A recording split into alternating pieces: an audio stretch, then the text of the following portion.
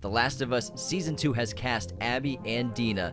Bong Joon-ho's Mickey 17 has been delayed to 2025 by Warner Brothers, and Tom Cruise signs a multi-picture deal with Warner Brothers. Let's get into this week's movie news. What's up, movie friends? Welcome back to Raiders of the Lost podcast. There is a boatload of news to go over, and James is joining us overseas again from England.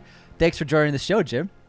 How you doing, everybody? It is late at night here. I think it's early in the morning for Anthony. We have finished our first week of filming on the project I am ADing, and it's been an amazing experience, and I'm learning so much about English culture, actually living in the towns out here in the small cities instead of London and everything like that, catching a lot of lingo, which has been a blast, but I've loved it. It's been so fun, and I'm exhausted, but I cannot miss movie news. Come on, I got to be here for movie news. Can't miss it. That's awesome, man. I had to log in with my boy over here. The boys are back. Now, The boys are back. the box office had a really good opening for MLK weekend, so it's a 4-day weekend, but we're going to do the stats for 3-day weekend.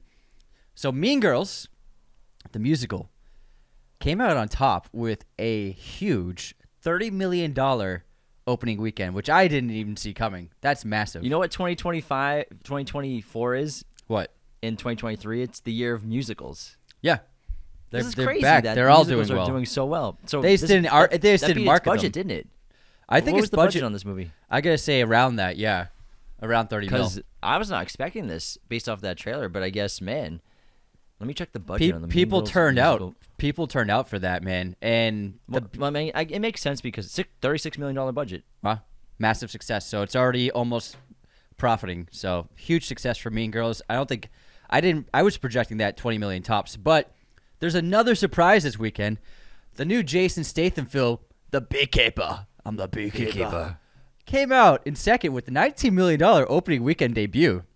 Jason Statham puts Wow. butts in seats. I want to see it now. It's getting like what you expect. It's like a ridiculous action movie, but it's also fun.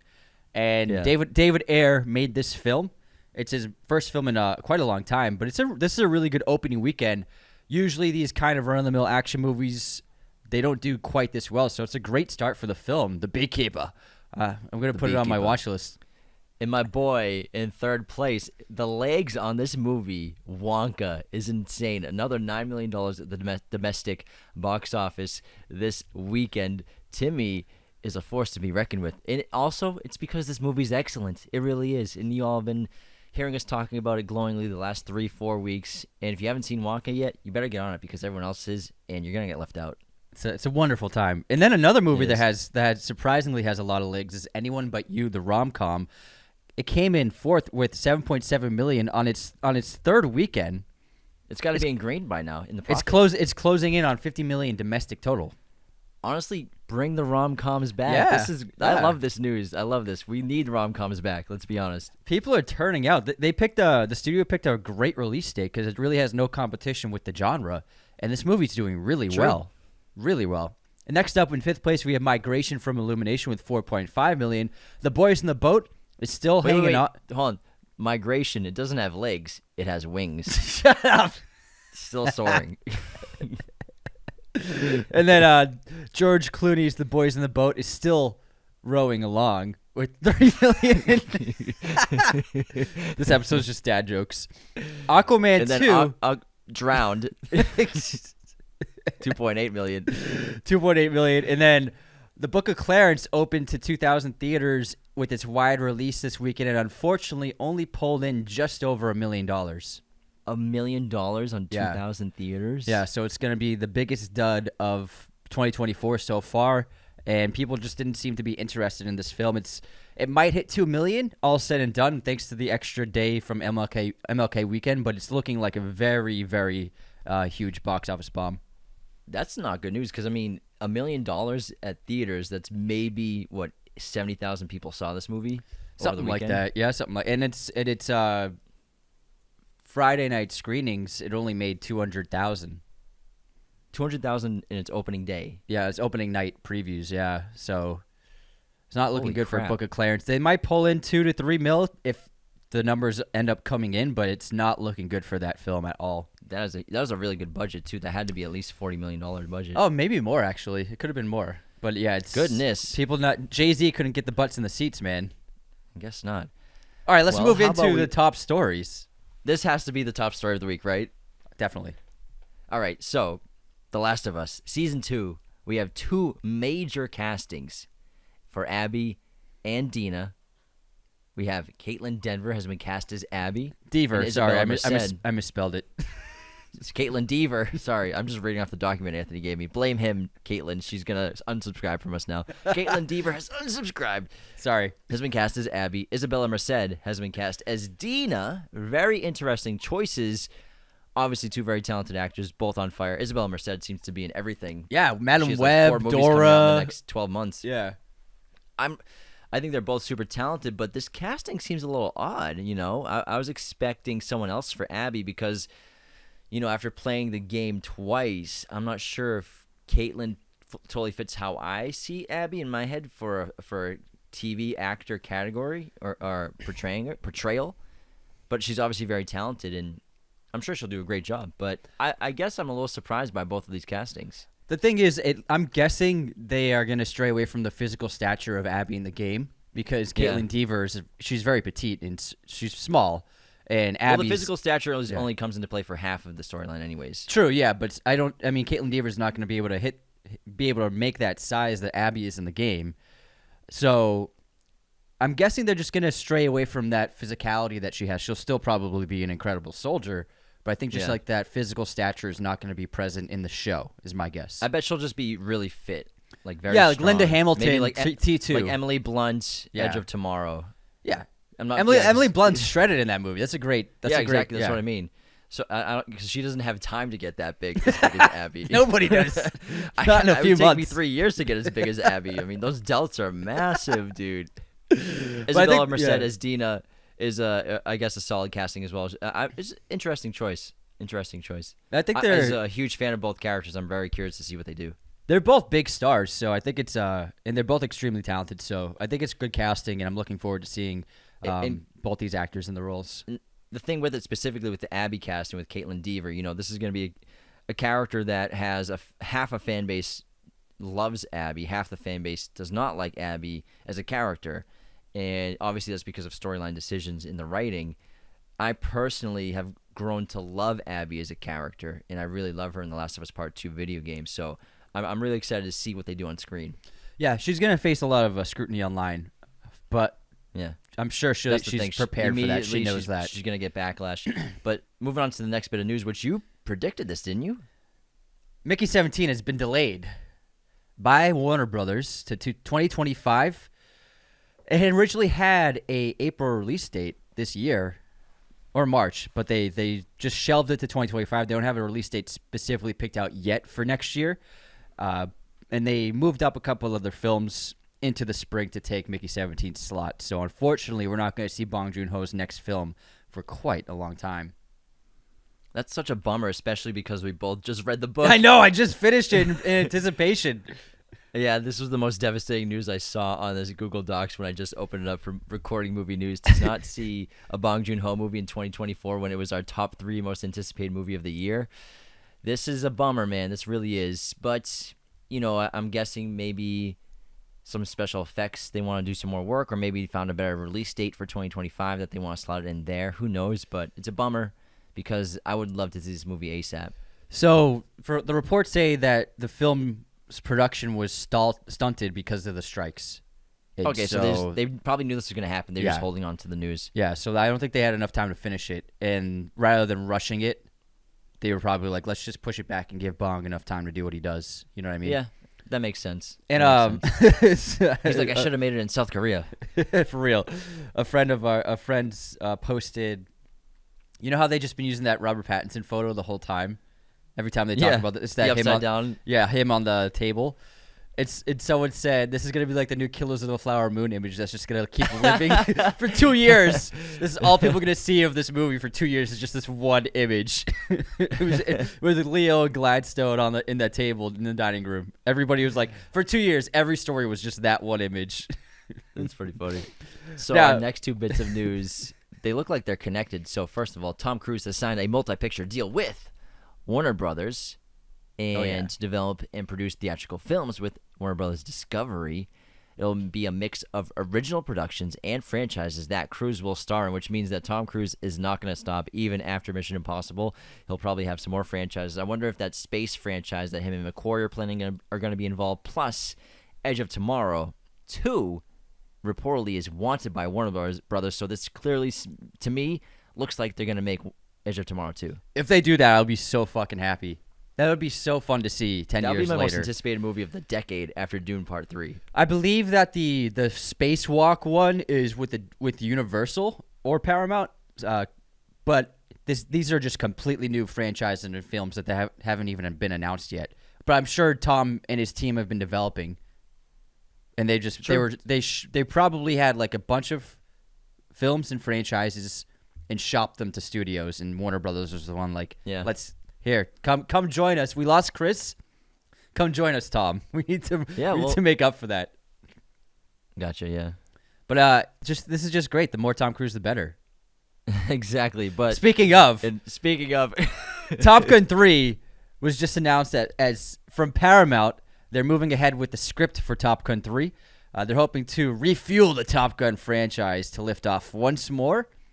Rumors are that the entire main cast is in discussions to return for a third film. So it'll be Miles Teller. Honestly, how do you feel about this? I don't want to. I mean, I honestly don't want another Top Gun movie because it was so perfect. I thought it was the perfect movie, and because it ended. I don't want. I loved it. It was my favorite movie besides Dune the last 3 years. But I don't know how I feel about it. Top Gun 3. I thought it's exactly what we needed.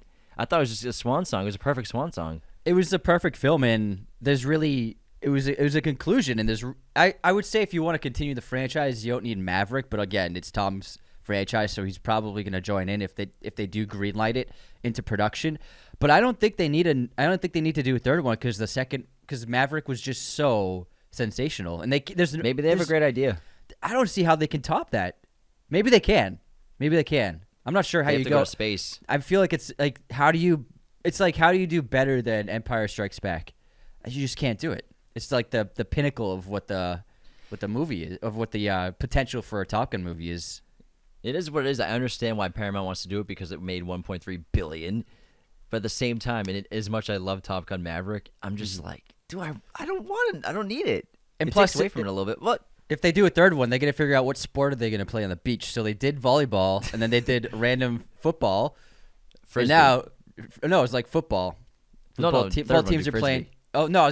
Frisbee. Yeah, I was thinking bocce.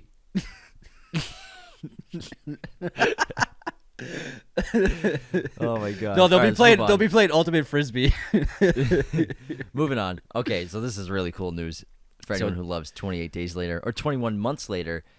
28 Years Later is in development from Alex Garland and Danny Boyle, who obviously paired up for the original film. Danny Boyle directed and Alex Garland wrote, and I believe that they're getting prepared to go into development on 28 Years Later, it looks like, and I heard that Cillian might be involved too. So Cillian has expressed interest when he's been doing press recently. People keep asking him about it.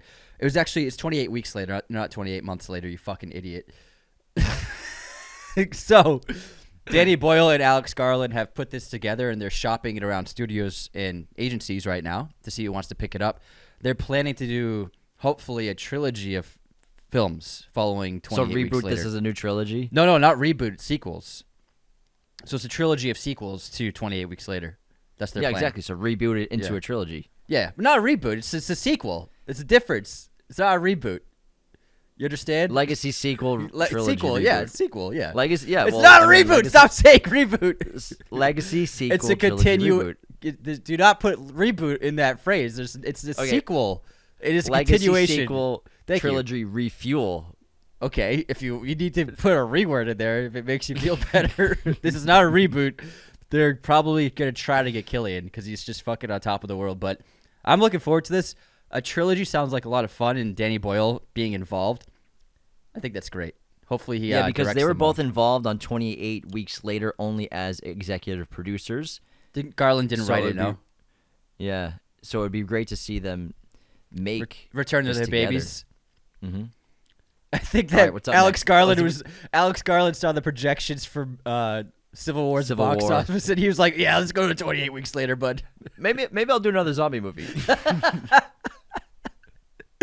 Oh my God! All right, let's move on. We have some Patriots news. The Dynasty New England Patriots, a 10-part docu-series, premieres on February 16th on Apple TV. The trailer looks incredible, according to Anthony. Yeah, I love how you're not letting me read any stories, even though I wrote them. You're like cold reading them. Like, what is this? So It's fun. So Apple TV has produced a 10-part docuseries about the entire dynasty of the New England Patriots from their first Super Bowl win. Almost Didn't Bill retire? Yeah. No. Hold on. I'll get to that in a sec. So this is going to be like the Last Dance kind of thing, but about the Patriots. And they got everyone for interviews. Belichick's interviewed in a ton of it. Tom's in it. Kraft, all the players, Amendola, Edelman, Gronk, you name it. Randy, Troy Brown. So everybody's in this. And they're going to do a look at all of the drama and the main conflicts, as well as the victories, the players, the people involved. And it looks like they're going to get down and dirty about what really went on behind closed doors. Man. It looks like, I'm sure they... And this is Apple TV? Apple TV. It drops February 16th. They must have purchased a ton of licensing material from, like, NFL Films and a bunch of production companies that just have footage. Yeah, they bought the license. You have to buy their this, licensing rights. Yeah, because I know NFL Films has always been great at these docuseries, but obviously streamers are getting into it with sports as well. But this is really cool. Yeah, NFL Network doesn't have the Apple budget. Sure they do. The NFL makes a lot of money. Oh, yeah, not Apple money. No, not Apple money. Yeah, not Apple money. So Apple makes like $10 billion a day. The trailer looks fantastic, and I am so excited. And now, moving into that, this is not movie news, but Bill Belichick, the Patriots head coach for the last 24 years, has actually stepped down, and he's going to be searching for a new job. It's rumored that he's looking at at the Chargers, Los Angeles Chargers, for his next coaching gig. But they did a press conference. You've been busy in England. You didn't even know. He's done. I saw it on Instagram. Yeah, he's done. So Belichick and Kraft had a press conference the other day to announce it. That's insane. I saw Brady's post, and I'm like, wait. But I didn't Yeah. have time to look it up, and I totally forgot until just now reading this. Yeah, 24 years as head coach of the Patriots. Almost our entire lives, Jim. Almost. That's pretty wild. Yeah. That's pretty wild. I figured that's what was going to happen. Yeah, so it looks like there are rumors about him talking to the Chargers, so that might be where He just wants to coach somewhere nice. No, he wants to coach somewhere with a good quarterback. Yeah, and it's somewhere nice. He's sick of the cold. Yeah, he's got a boat. Yeah, he's like, Justin Herbert's pretty good. Yeah, he's pretty good.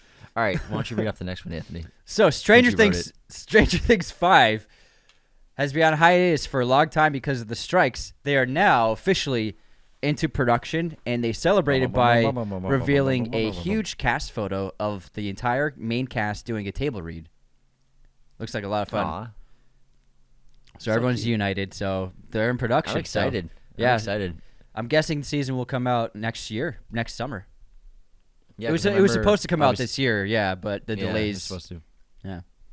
It's exciting stuff. Stranger Things is a diamond in the rough, especially for Netflix, and it's been such a great show. And I'm confident that the Duffer Brothers will end it super well.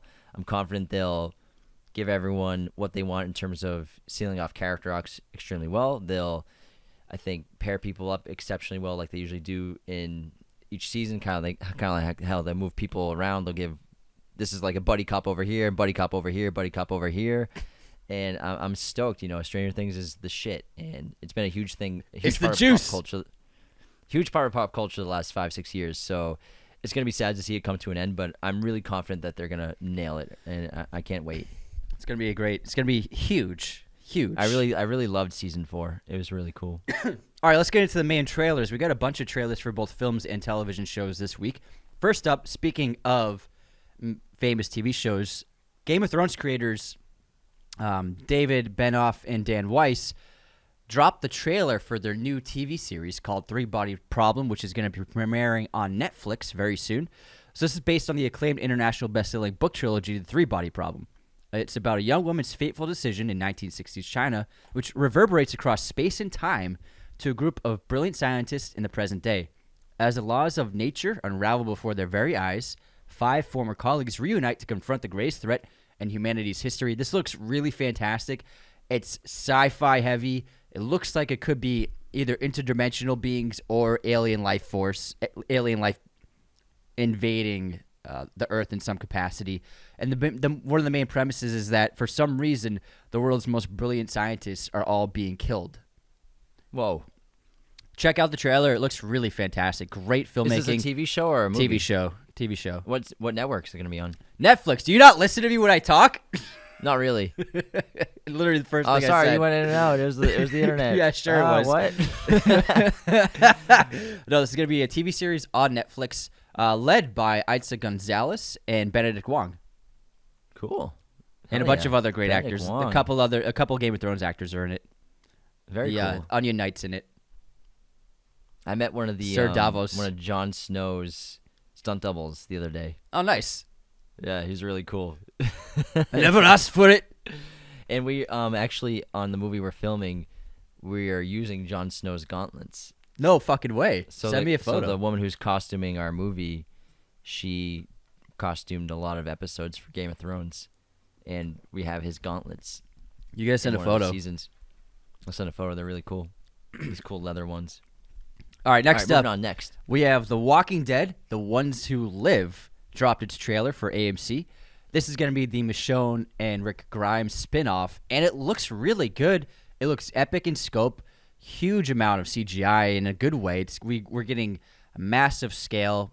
There's going to be this new kind of invading kind of army with a new general. Rick Grimes, the whole point is hopefully Michonne and Rick Grimes reunite by the end of the series, it looks like. But they're both on different storylines heading for each other in a way. Looks really cool.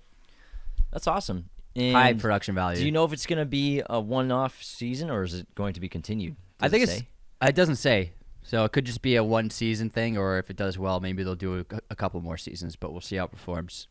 And Andrew Lincoln. Yeah. Killing that. He's just dominating with that show. He's just making bank. Imagine how much the Killing two of them zombies. are making.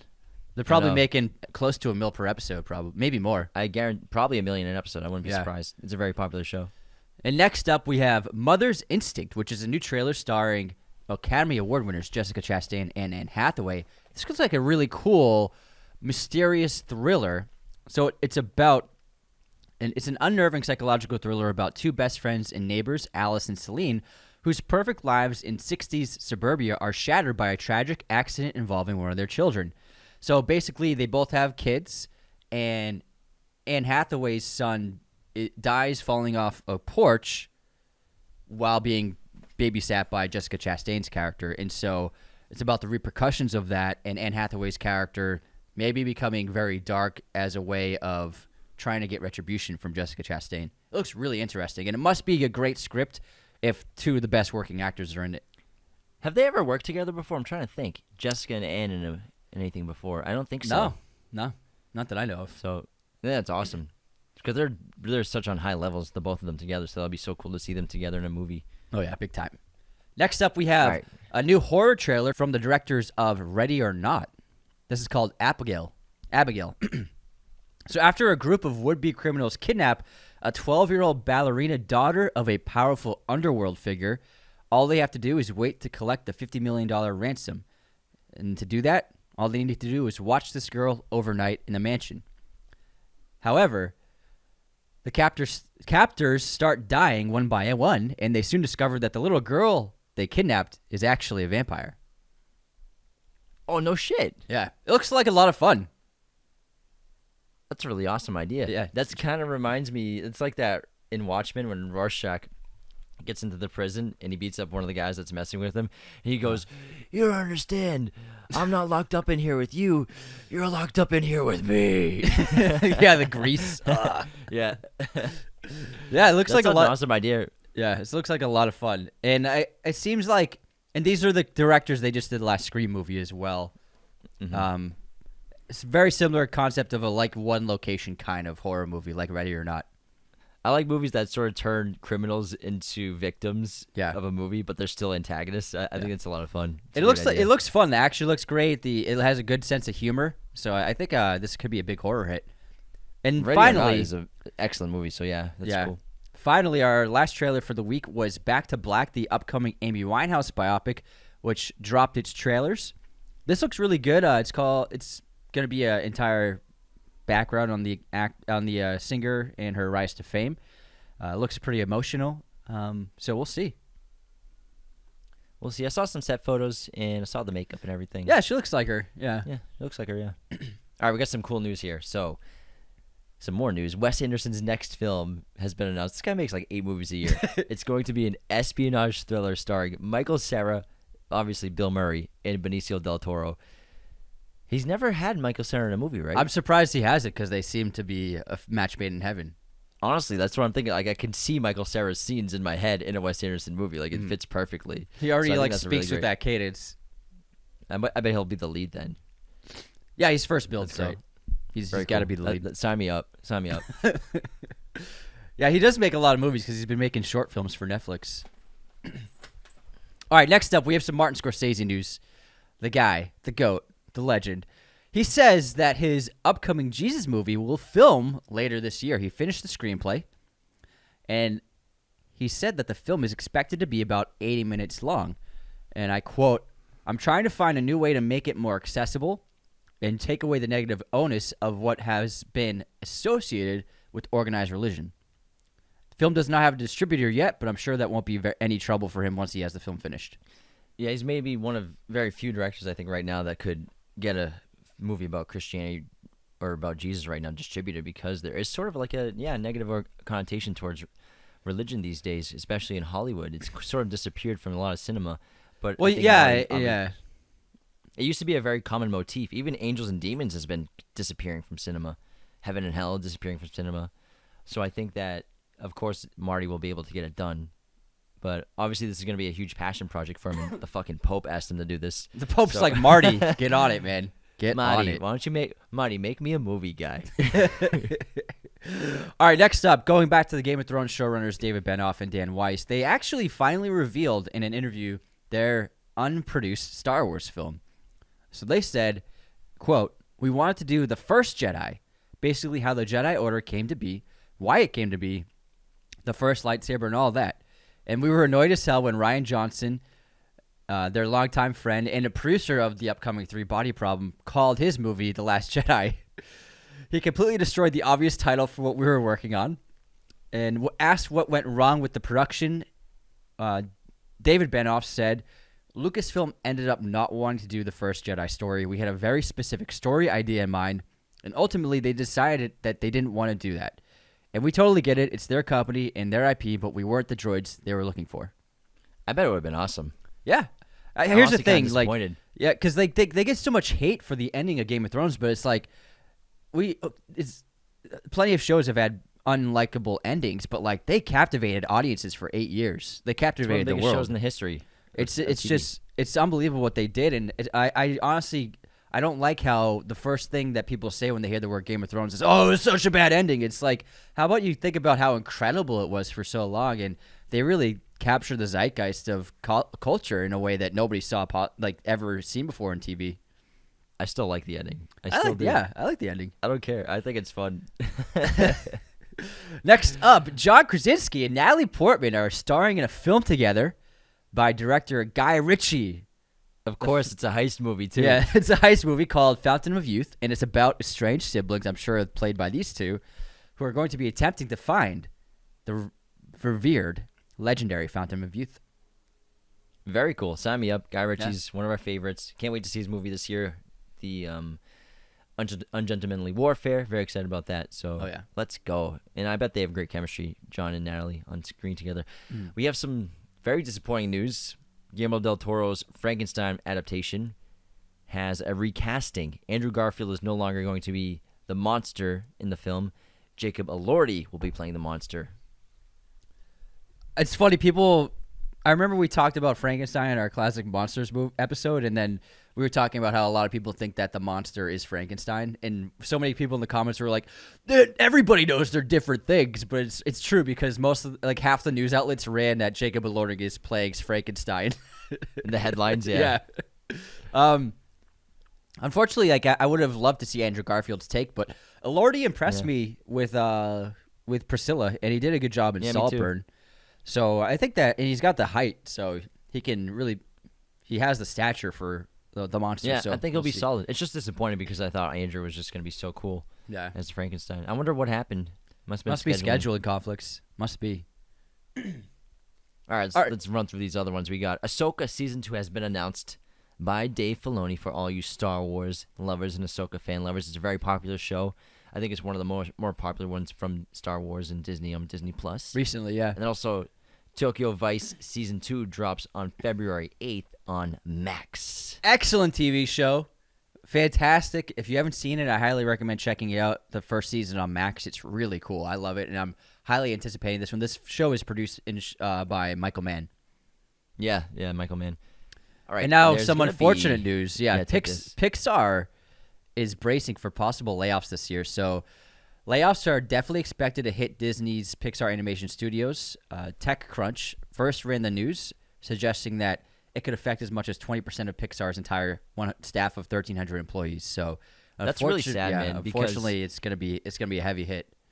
Pixar is such a staple in animation, in film in general. And, Disney purchased them in 2009. Yeah. And they had huge hits, but the last 5 years, they've just not been making consistently good movies anymore. And this past year, there's one hit, Inside Out.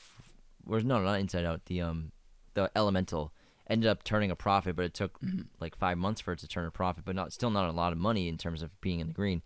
Lightyear lost them close to $200 million. The other one they had this year lost them close to $200 million. So they've just been making movies that don't – obviously animation is still terrific, but the stories just aren't there. And obviously they released Soul on streaming, so they didn't make any money back off that really.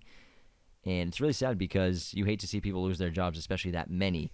And they could prevent this if they just, I think, made better movies like they used to be. They used to be, every time you saw a Pixar movie, you knew it was going to be absolutely incredible, except for maybe Cars 2.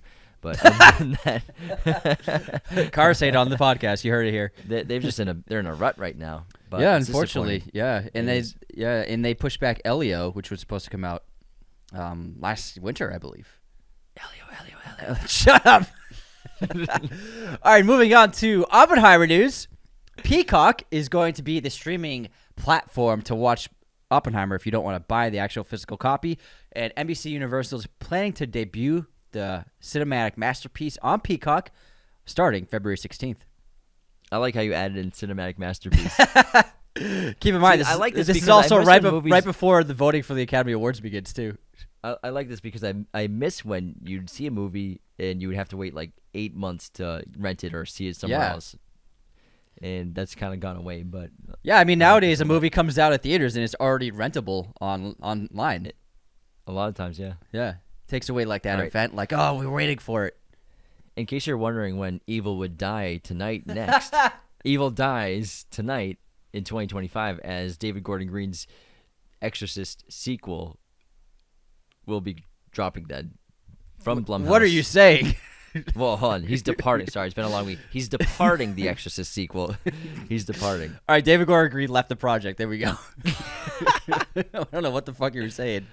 But Yeah. Blumhouse and Universal are searching for the new director because this is a planned trilogy of movies. I don't know how the last one ended, but I guess it set up the sequels. So David Gordon Green, didn't like the process, I suppose. I bet I can guess what. I didn't see it, but I bet I could guess the ending.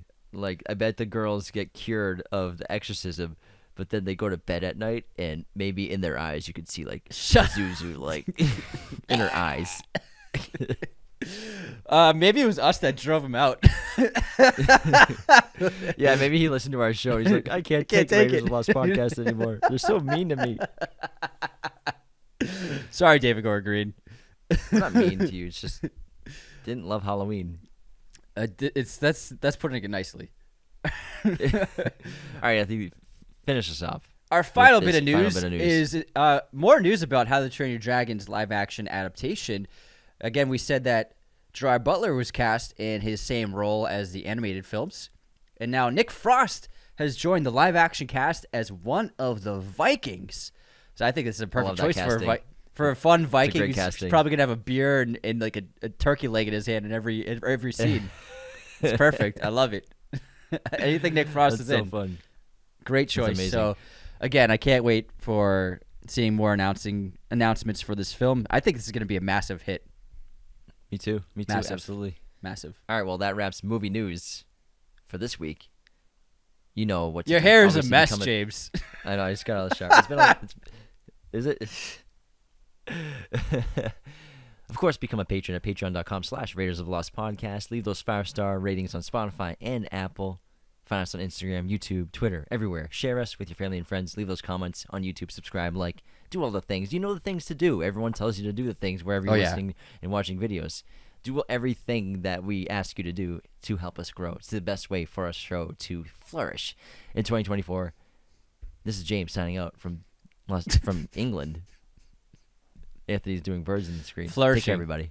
See you next time. Thank you for watching Raiders of the Lost Podcast. Be sure to hit that subscribe button, hit the like button as well, notifications for sure. Listen to the show on Apple Podcasts, Spotify, everywhere you can listen to podcasts, and be sure to check out this other content we have on our YouTube channel.